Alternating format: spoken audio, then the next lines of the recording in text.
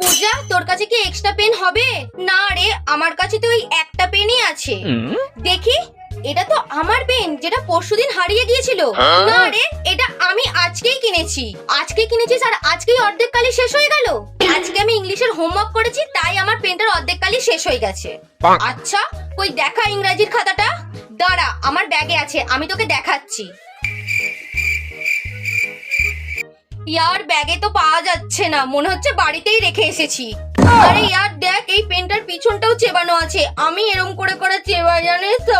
আমিও দেখ এরকম করে চেবাই।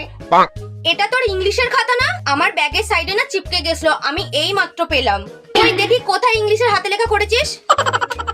এর মধ্যে তো কোনো হাতে লেখাই নেই, তার মানে ওই পেনটা আমার, তাই না? দে পেনটা, চোর কোথাকার। আমার পেনটা নিয়ে নিজের নামে দিচ্ছিস। দাঁড়া না, আমি ম্যামকে তোর নামে বলবো, তোর নামে আমি কমপ্লেন করবো ম্যামের কাছে।